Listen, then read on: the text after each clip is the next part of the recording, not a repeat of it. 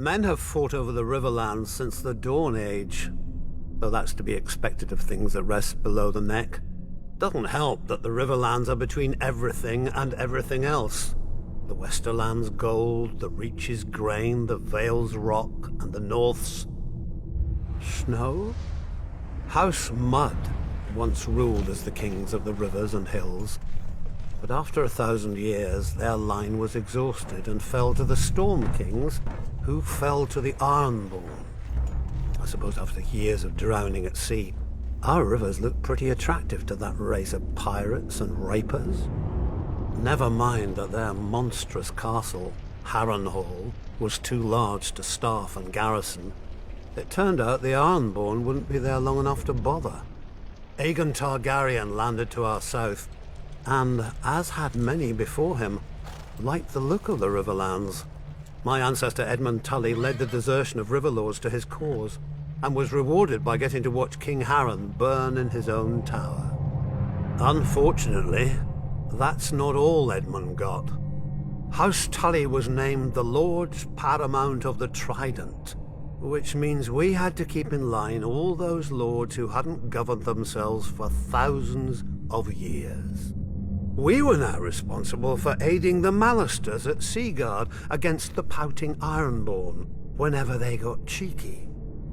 For settling Harrenhal on families stupid enough to think its curse would skip them after devouring all previous families.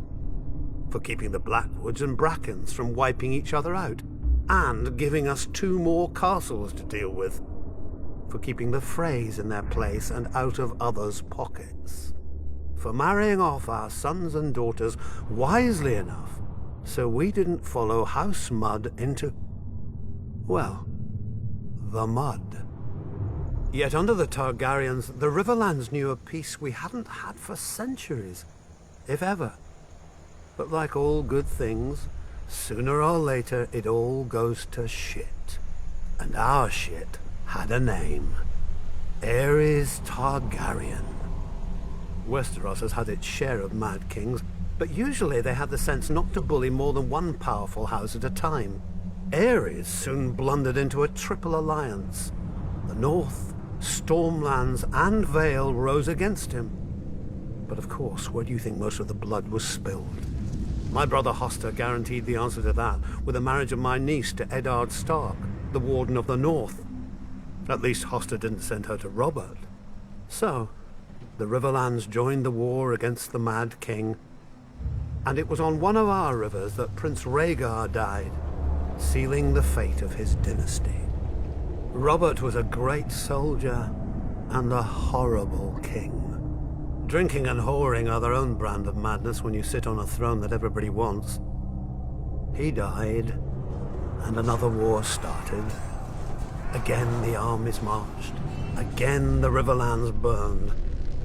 If Westeros isn't careful, pretty soon our people will grow some sense and abandon this place for a safer realm, like the Dothraki Sea. I joke, of course. The Riverlands are our home, and God's help us, we love it. Still, as they say, the king eats and the hand takes the shit. The same is true of the Riverlands. The Seven Kingdoms piss, and the Riverlands change clothes.